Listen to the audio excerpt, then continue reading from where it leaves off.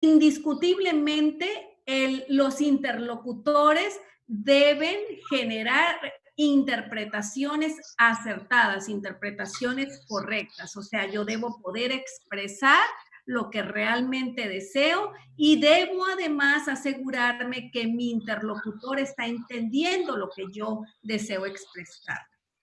Y entonces he preparado para ustedes 5 principios para la comunicación efectiva en línea. El primero dice, la comunicación efectiva de un profesor en un contexto virtual involucra la planeación. Segundo, la tecnología que utiliza el profesor en línea debe ser sencilla para evitar las distracciones que implica su uso. El tercero, la forma del mensaje que emite el profesor en línea de manera verbal o escrita debe estar orientado según la intención del diálogo social, argumentativo o pragmático. El cuarto principio dice, el profesor debe mantener una interacción constante y periódica con los estudiantes y servir de mediador. Y el quinto dice, la comunicación efectiva en línea requiere la atención de aspectos socioemocionales, tanto de los estudiantes como del profesor. Eso es muy importante. Y entonces vamos a empezar a desmenuzar cada uno de ellos. El primero del que voy a hablar es del principio de la comunicación efectiva de un profesor en un contexto virtual involucra la planeación. ¿Qué quiero decir con eso? Que siempre debemos tener un diseño del objetivo y o meta común entre nosotros y nuestros estudiantes. Preparar los contenidos de la clase en línea y planear la estrategia didáctica para una clase en línea que definitivamente es totalmente distinta a una clase presencial. Dar a conocer la agenda de la sesión de trabajo es sumamente importante cuando vamos a trabajar en línea y utilizar estos que yo tengo aquí presentando para ustedes. Cuando estamos hablando de la planeación de la estrategia didáctica de la clase, yo puedo recomendarles, por ejemplo, que es muy importante utilizar el aprendizaje invertido en estos tiempos. Es decir, ya que tenemos preparado el objetivo y tenemos los contenidos de la clase, la estrategia base podría ser el aprendizaje invertido porque podemos darle al estudiante todos los contenidos de la clase para que los vea, para que los lea, dependiendo de del dispositivo que sea, si es un libro, si es una lectura, si es un video. Y entonces, que el estudiante se prepare antes de llegar a la clase, de tal forma que la clase pueda ser más efectiva, porque el estudiante ya viene preparado y en la clase puede venir a disipar dudas, a compartir ya conocimientos o a relacionar lo que está aprendiendo a partir de las lecturas con su experiencia previa. Y entonces así se transforma todo lo que se está haciendo en aprendizajes significativos para el estudiante.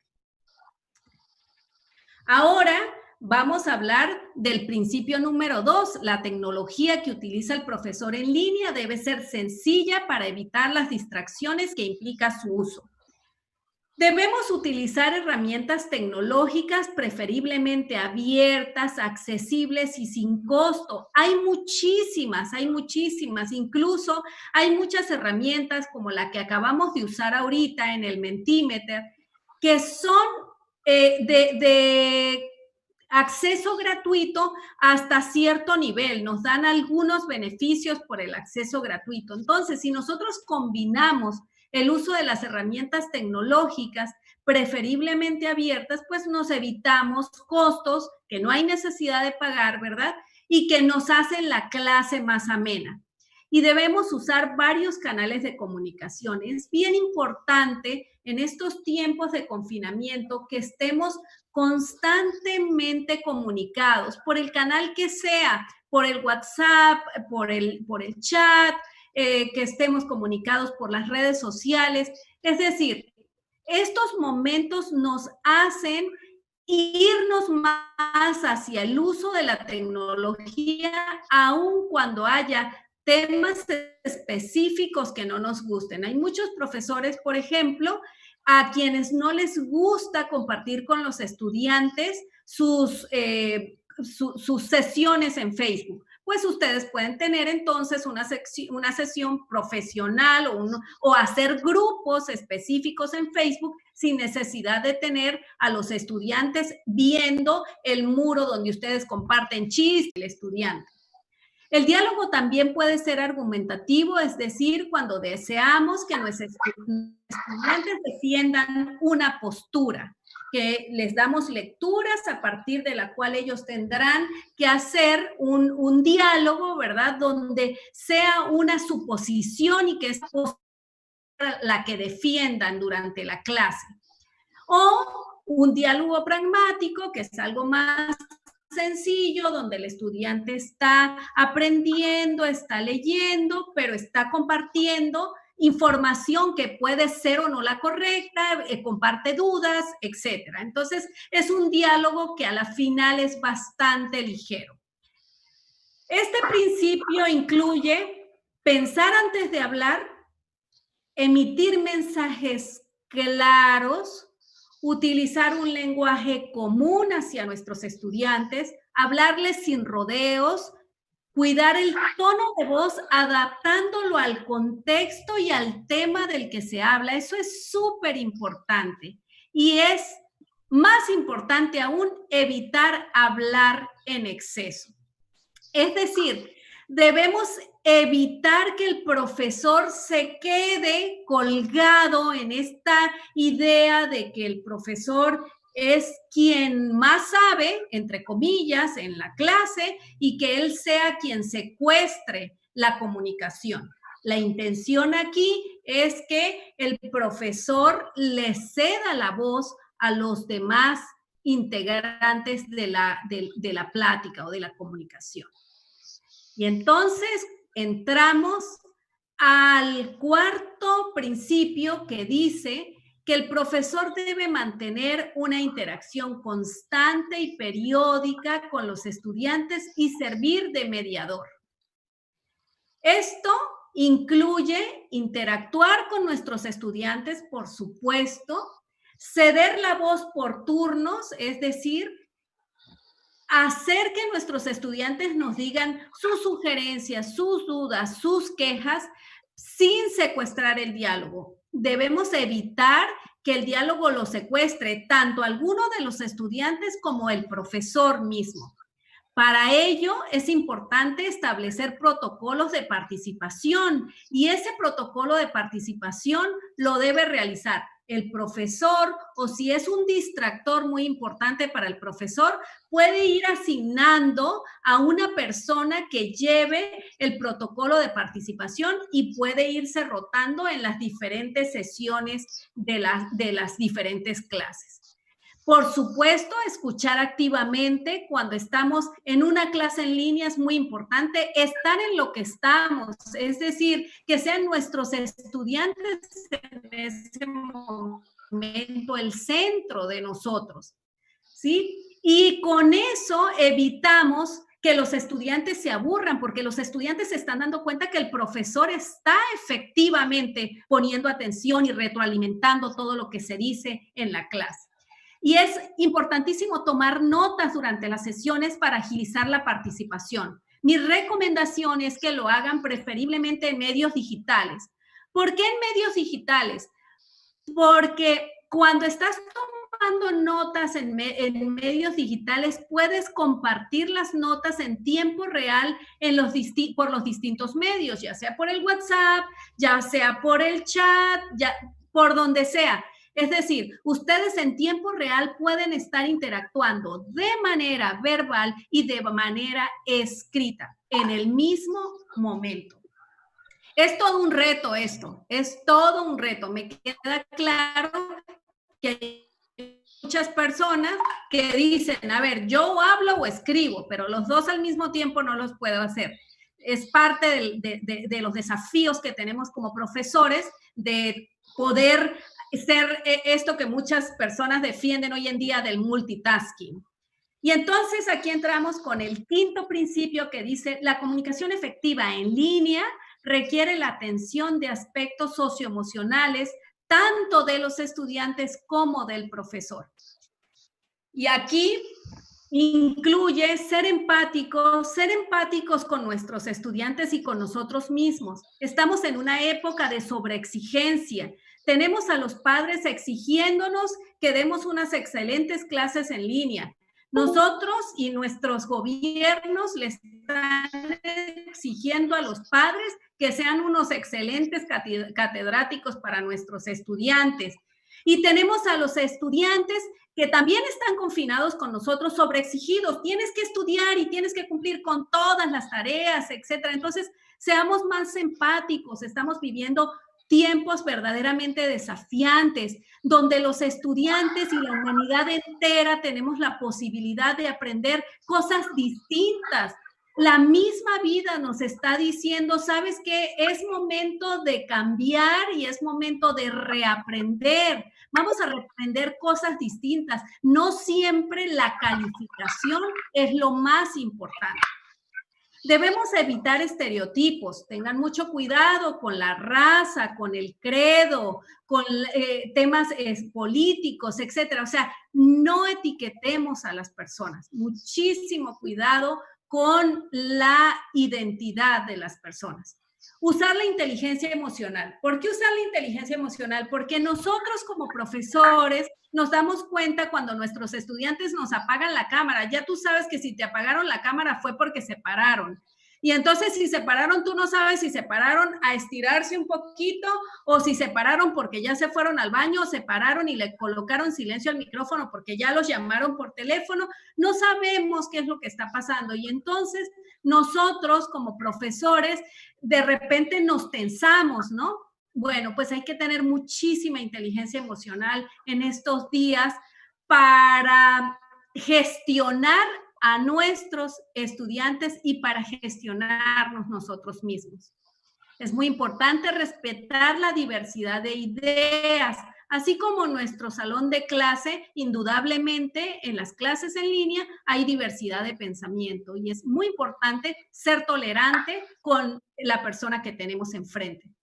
Hay que cultivar el discurso razonado, hacer que los estudiantes platiquen más. Por eso es que es necesario que no permitamos que se secuestre la voz en una sola persona, sino que haya un discurso razonado, que todos interactuemos, que todos hablemos, para que haya más aprendizaje. Y por supuesto, profesores, es súper importante sonreír, siempre sonreír, porque todo comunica, nuestros gestos, nuestros sonidos apoyan el mensaje que nosotros le estamos mandando al estudiante. Entonces, nosotros podemos estar diciendo algo con nuestras palabras, pero nuestra gesticulación puede estar diciendo algo distinto. Tienen que ser de preguntas y respuestas en tiempo real. Por ejemplo, tú le puedes dejar a una persona un mensaje a las 5 de la tarde del miércoles y ella te va a contestar al otro día a las 7 de la mañana, pero también esas mismas redes sociales nos permiten a través de los mensajeros, a través de los chats, comunicarnos en tiempo real. Y las plataformas LMS como el Moodle, el Blackboard, yo que allá en Guatemala se utiliza mucho el Chamilo también. Y entonces estas plataformas tienen sus propios mensajeros y también tienen sus propios foros que ustedes pueden utilizar para comunicarse con sus estudiantes tanto de manera escrita como de manera verbal. Y entonces aquí quiero pedirles nuevamente que entren al www.menti.com y que compartan conmigo cómo describes la comunicación con tus estudiantes en línea. Por favor, escriban el código 787681 y ahí lo que les pido es que compartan conmigo 3 palabras. Y vamos a empezar a verlo aquí. Ahí está.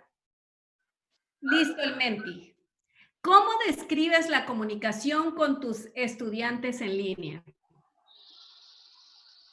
Estas son formas de comunicación cuando estamos precisamente haciendo estas actividades de comunicación masiva. Como yo les decía, desafortunadamente yo no puedo ver a ninguno de ustedes. Estoy viendo justamente esa presentación en blanco.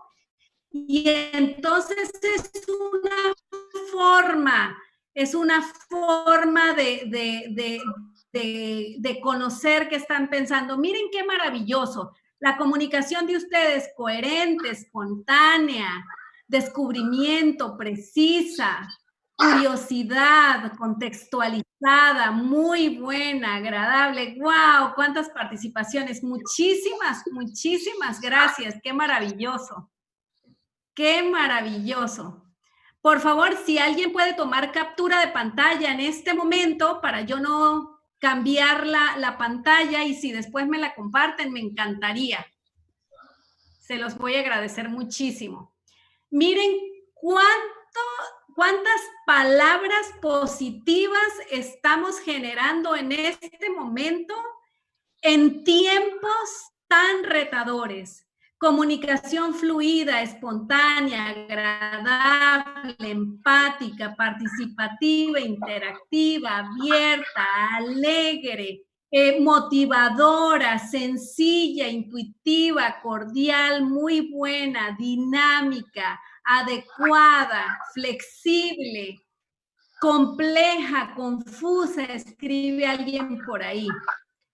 Interesante, horizontal, maravillosa, innovadora, maravilloso. Y se sigue moviendo y siguen los participantes. Muchísimas, muchísimas gracias por su participación. Acabo de leer por aquí, no muy agradable. Acabo de leer también recíproca, confiable, sincrónica, respetuosa, proactiva, aunque leo algunas palabritas como intrigante, como poco confiable, la realidad es que la mayoría son palabras positivas. Por lo tanto, yo pienso que estos tiempos retadores definitivamente nos están ayudando a construir un mundo mejor en cuanto a educación se refiere. Les agradezco muchísimo, muchísimo su participación. Y por favor, si alguien pudo tomar captura de pantalla, les voy a agradecer mucho que me la compartan. Visitar la página web del Instituto de Investigación y Desarrollo Educativo. Esta es una institución maravillosa donde tengo el honor de ser investigadora. Y ahí ofrecemos dos programas muy importantes. Uno es Maestría en Ciencias Educativas y el otro es Doctorado en Ciencias Educativas. Y tenemos beca CONACYT. Por lo tanto, todos están invitados a participar en nuestras convocatorias en esta maravillosa institución. Muchísimas gracias por haberme escuchado.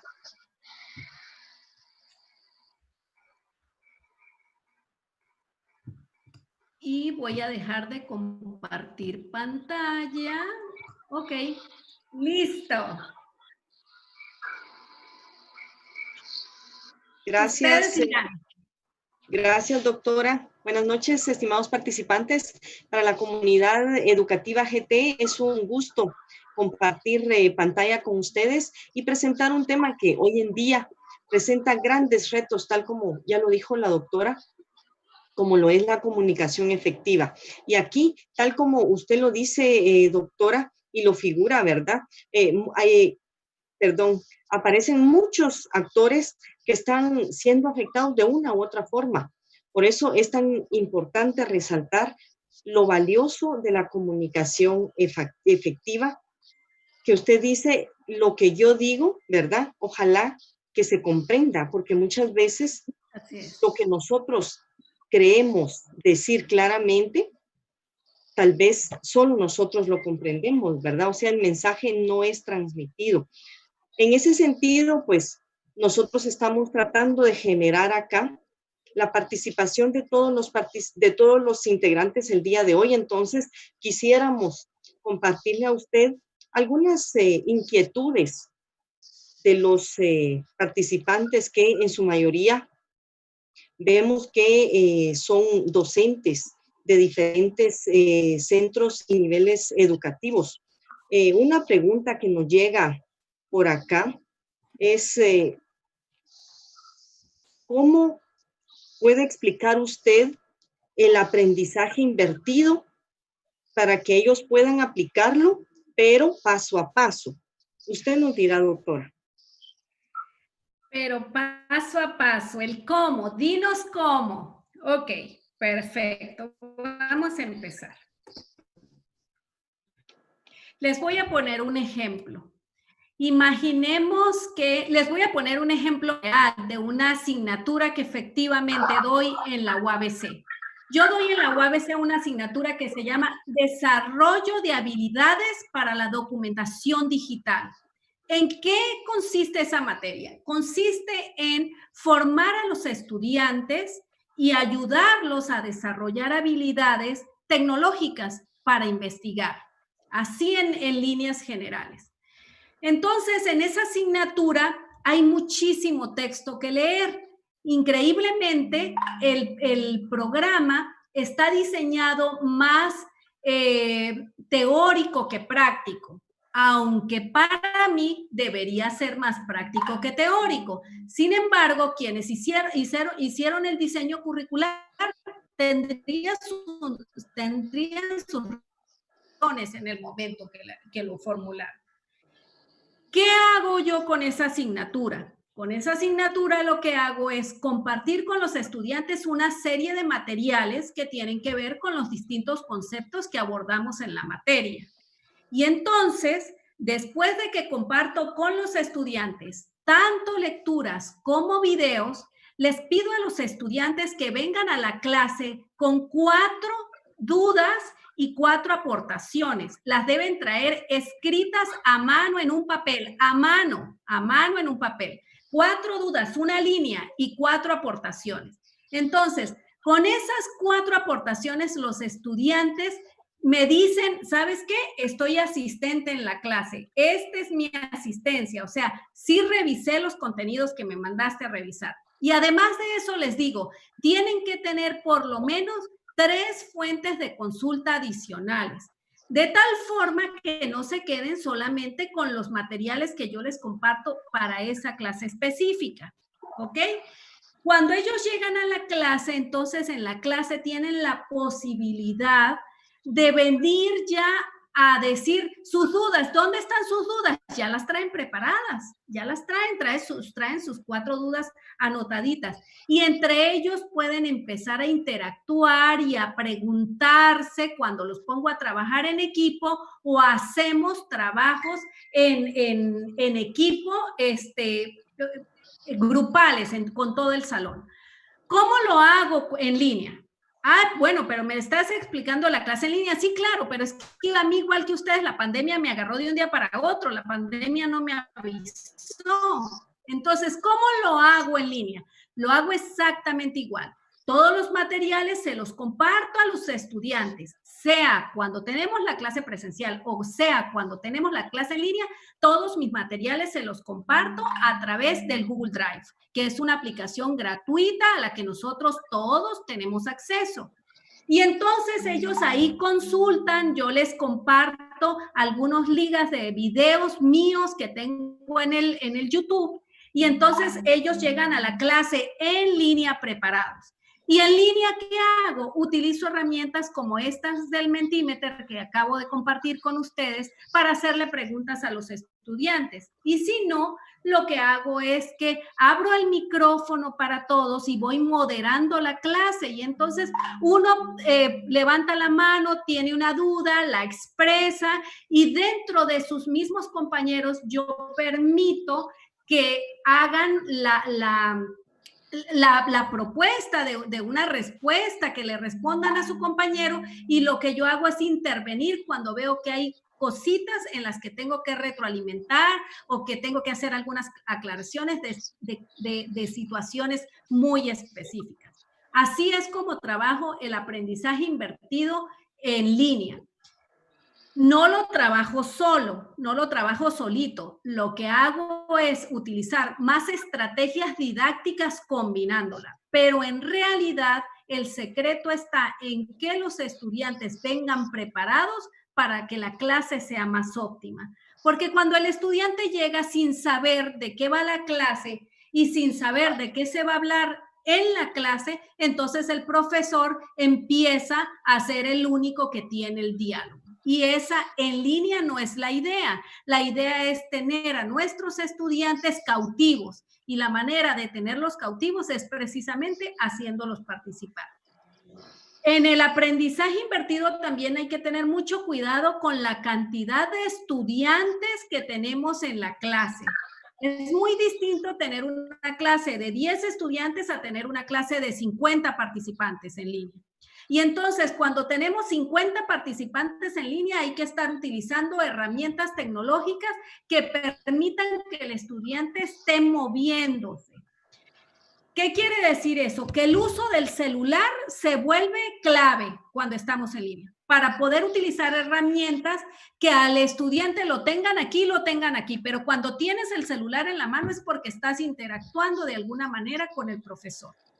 Esa es la forma como lo hago, una de las formas como lo hago, porque tengo varias. Gracias, doctora. Le quiero contar que estamos teniendo transmisión en directo en YouTube y desde ahí pues nos ha llegado una pregunta que dice, ¿cómo contribuir en la formación del maestro que su labor docente ha sido presencial y en la actualidad es virtual? ¿Cómo contribuir en la formación del maestro? Muy bien. Mira, estaremos de acuerdo que muchos profesores incluso pensaban, se los decía yo hace un ratito cuando hablaba con José Moreno, incluso pensaban que la educación en línea es una educación de mala calidad, que es una educación donde las personas no aprenden, que es una educación donde las personas están haciendo que hacen, ¿no? Pero en realidad es toda una simulación. Esa es la creencia de quienes principalmente estaban en la educación presencial. Y entonces resulta que de repente llega esta situación a nivel mundial y ponen a todos los maestros a trabajar y además de manera obligatoria, eso hay que decirlo, a trabajar de manera obligatoria en línea. Entonces, ¿cómo podemos contribuir con la formación precisamente en espacios como estos? Este es un espacio abierto, gratuito, y hay muchísimos espacios todos los días como este en el que ustedes y yo estamos compartiendo. ¿Qué hay que hacer y cómo me entero, Katy? Yo no tengo idea cómo es la estrategia de comunicación de ustedes, de publicidad de este tipo de eventos, pero sí conozco lo que se hace en mi universidad y en el TEC de Monterrey, que es una universidad donde también asesoro a algunos tesistas. Y entonces lo que hacemos es que en las redes sociales publicitamos este tipo de eventos. ¿Qué tienen que hacer los profesores? Es un compromiso más que institucional, es un compromiso individual. Y entonces necesitamos buscar qué aprender. Hoy en día hay muchísimos MOOCs que son gratuitos y que los imparten universidades sumamente importantes a nivel mundial, como el MIT, como Stanford, como la Universidad de California, por nombrar algunas universidades muy prestigiadas. Y tenemos acceso a este tipo de cursos gratuitamente, totalmente gratuito. ¿Cuál es el reto de los profesores? El reto de los profesores es buscar. Si buscamos, les aseguro que en línea encontramos. Y entonces necesitamos, ya no es tenemos, ya no es debemos, es necesitamos romper con la barrera de la presencialidad. Porque de hecho yo puedo compartirles que aquí en México la formación de los docentes de educación básica a partir de esta nueva gestión de gobierno va a ser en línea. Entonces, esa es la tendencia. Esa es la tendencia. Así que, ¿cómo contribuir a la formación con espacios de capacitación como este? Con la participación de los estudiantes en cursos en línea gratuitos, que hay muchísimos.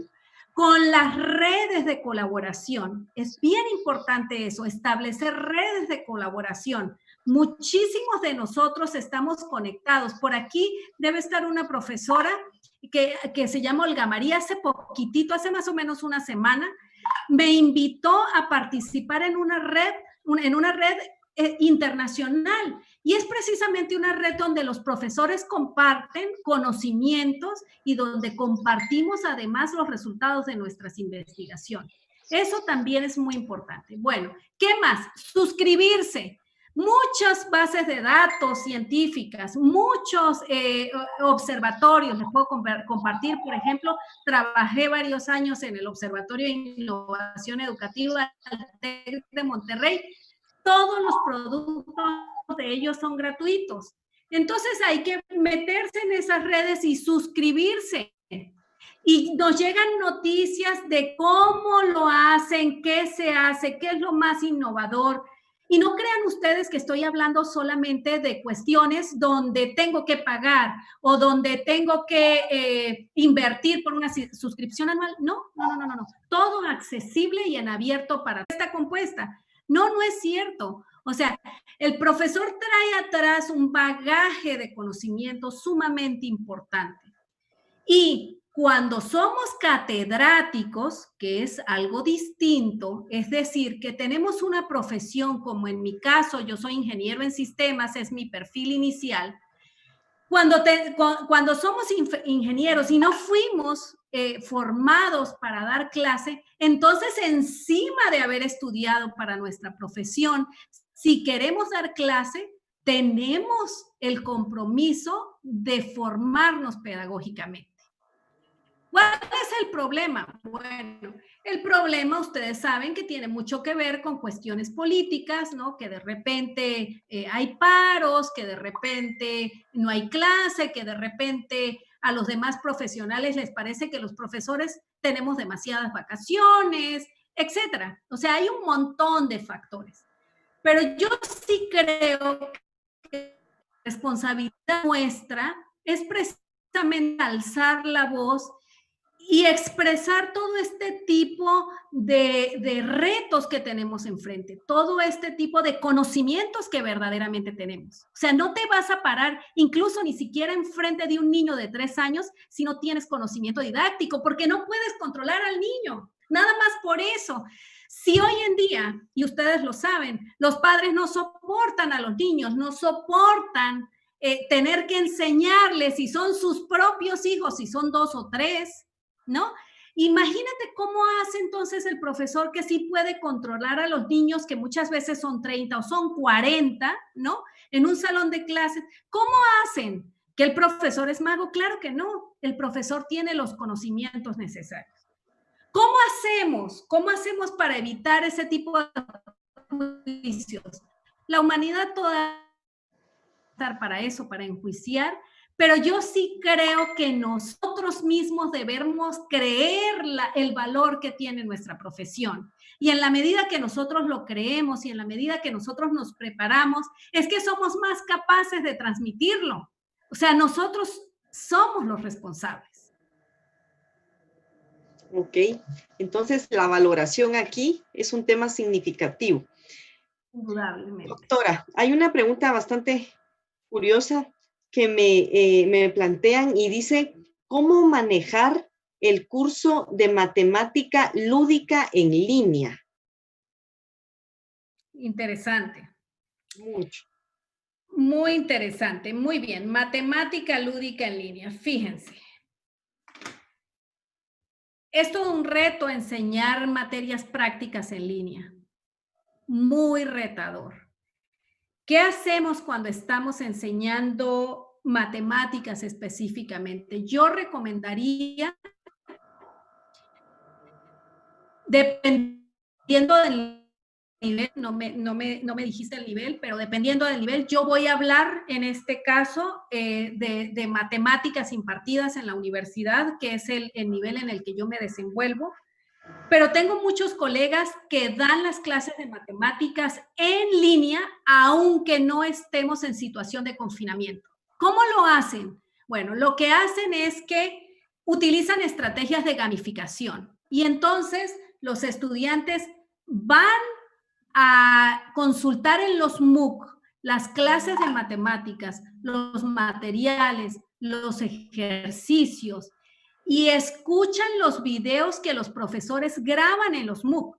Les estoy diciendo que lo hacen incluso utilizando MOOC que no son de su autoría y no son de su universidad.